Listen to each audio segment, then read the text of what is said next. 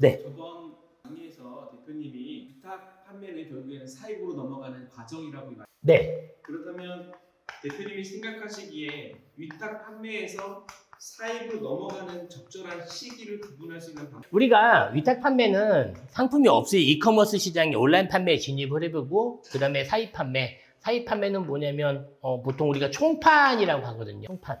즉 내가 물건을 재고를 내가 갖고 있는 거거든요. 재고를 보유하고. 자, 사입 판매의 장점이 뭐냐면요. 위탁 판매보다 뭐가 될까요?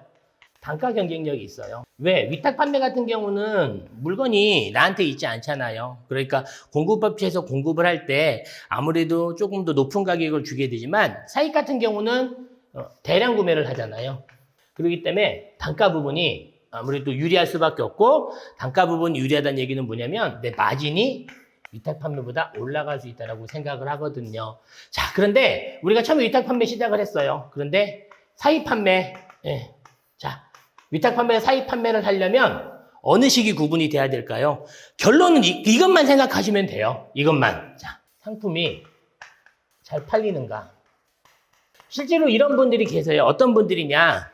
위탁 판매 사이트에서 도매몰이라고 하죠. 도매몰에서 처음에 위탁 계약, 위탁을 받아서 상품을 판매를 해요.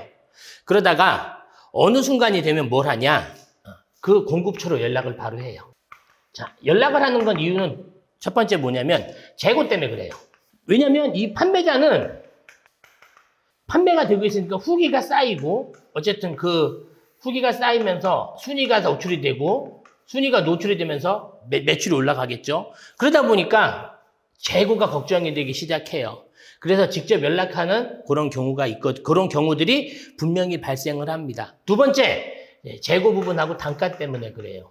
상품이 어느 정도 팔리기 시작한다 그러면 아마 일부분 광고라든지 그런 걸 집어넣을 거예요. 그러다 보면 단가 경쟁력이 제품은 팔리는데 단가 경쟁력이 없으니까 조금 더 낮은 마진을 위해서 사입해 주세요. 바로 연락을 진행을 할 거라고 생각을 합니다. 자, 그러면 뭐 기준을 세워야 돼요. 기준. 어느 때 우리가 사입 판매로 넘어가냐? 첫 번째 재고 확보.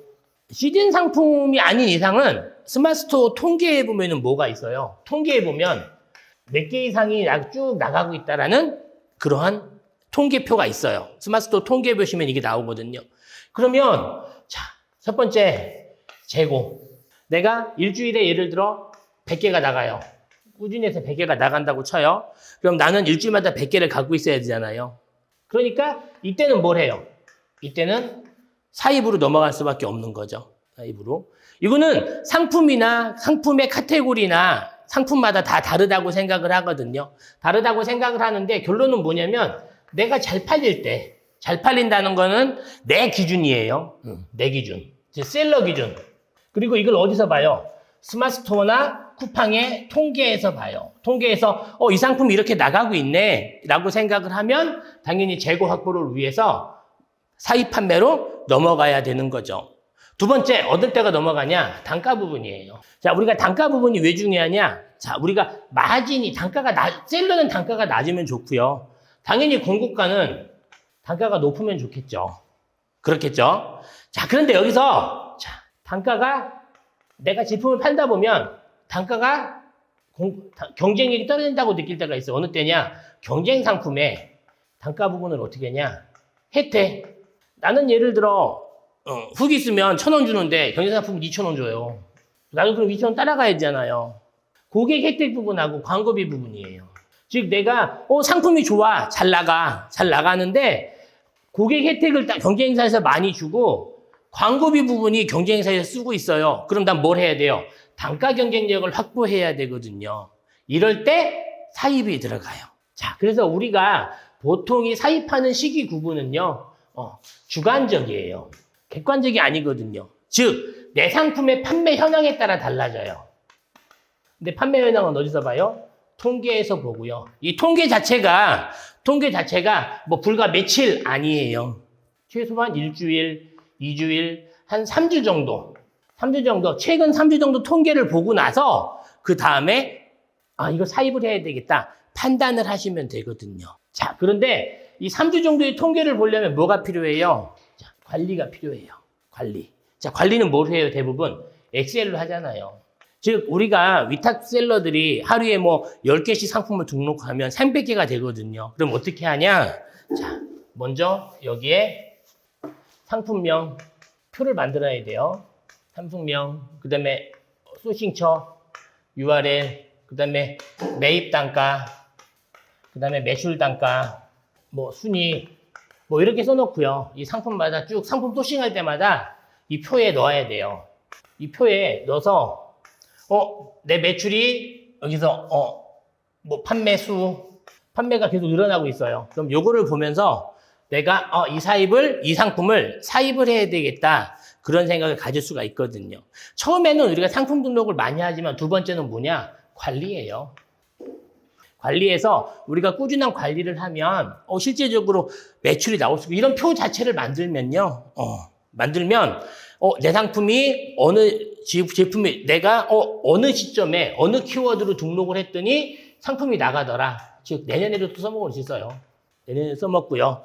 또 다른 상품, 연관 상품, 다른 상품 할 때도 이런 상품이 잘 나갔으니까 그럼 요번에는 이런 상품을 한번 해보자 라고 할 수가 있거든요. 그래서 요 부분을 관리하는 표를 만들어서 진행을 하시면 훨씬 더 좋죠.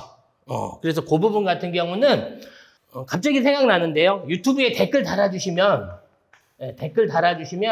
제가 그 관리 엑셀로 된 거 있거든요. 뭐 대단하진 않아요. 저희 회사에서 재고 수량용으로 쓰는 건데요. 엑셀표 만들어서 만든 게 있거든요. 그냥 간단해요. 그거 보내드릴 테니까 댓글 달아주시면 제가 그렇게 댓글에 메일 주소 메일 주소 써주시면 제가 그 부분을 가지고 이렇게 해서 엑셀 관리표를 보내드릴게요. 그래서 우리가 사입을 언제 하냐? 일단 잘 팔리고 봐야 돼요. 잘 팔리고 봐야 되고 그 다음에 일단 돈이 회전이 돼야 돼요. 쿠팡 그로스 같은 경우는 사실 쿠팡 같은 경우는 사입하기가 좀 많이 힘들어요. 사입하기가 힘든데 스마트스토어는 그래도 사입하기가 용이하거든요. 왜냐하면 결제일이 빠르기 때문에 아무래도 내 돈이 있는 만큼 사입을 하시면 충분히 될 수 있을 것 같고요. 사입에 몇 프로로 사입을 할까요? 이게 더 중요하다고 생각을 하거든요. 자, 사입은 어디서 해요? 사입은 공급사에서 해요. 자, 공급사는요, 분명히 그 한 가지 상품을 갖고 있지는 않을 거고요. 그에 빛나는 또 다른 상품도 가지고 있을 거라고 생각을 하거든요. 그러면 사입을 하려면 공급사랑 이야기를 해야 되잖아요. 이야기를 하려면 뭐가 필요할까요? 회사 소개서가 있어요. 이 공급사에서 사입을 주는 게 단지 돈을 벌기 위해서, 물론 단기간에 벌기 위해서도 있지만, 자, 공급사에서는 뭐가 중요해요? 회사 대 회사잖아요. 뭐가 중요해요? 신뢰가 중요해요. 이 회사가 나한테 공급을 받는데 꾸준히 판매시켜줄 수 있냐? 일회성이 아니라. 그럼 뭐가 있어야 돼요? 레퍼런스가 있어야 되잖아요. 내가 어느 제품을 어느 정도 팔았다. 당신네 제품을 이 정도 팔고 있다. 또 내 스토어에 이런 상품이 있다. 그런 거를 알려줘야 공급사에서 그 상품, 이 회사 정말 거래하고 싶겠네 생각을 하고 있고요. 두 번째 뭐냐면, 이 회사, 공급사에서 걱정하는 건 가격이에요. 자, 많은 분들이 공급사에, 저희도 공급을 하거든요. 도매 사이트는 아니지만 다른 도매 벤더들한테 공급을 해요. 걱정이 뭐냐면, 가격을 지켜줄 수 있느냐. 그게 가장 걱정이 되거든요. 자, 가격도, 이것 또한 뭐예요? 신뢰예요.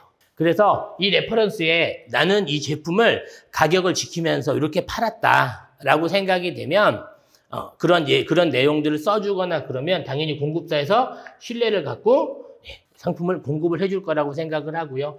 비율, 자, 몇 % 정도 가장 적당하냐? 저희 같은 경우는 스마트스토어 같은 경우 보통 우리가 마진을 25에서 최소 30% 가져가라고 하거든요. 그리고 사입할 때 생각할 게 뭐가 있냐면 택배비가 있어요. 택배를 누가 보낼 거냐? 뭐 이런저런 거 있지만 기본적으로 우리가 사입을 한다는 거는 뭐냐면 상품에 따라 다르겠지만 또 잘 나가면 비율이 잘 나가면 공급사가 갑이 되는 거고요. 안 나가면 매입한 회사가 갑이 되잖아요. 자, 그래서 그리고 잘 나가는 상품은 당연히 마진이 떨어질 수밖에 없고요. 안 나간다 그러면 당연히 공급가가 낮아질 수밖에 없는 거죠. 마진이 늘어날 수밖에 없는 거죠. 그래서 저는 그냥 이렇게 생각해요. 사입할 때는 택배비 별도로 하고요. 35% 이상. 즉 내가 10,000원에 판다. 그러면 6,500원 정도 이하.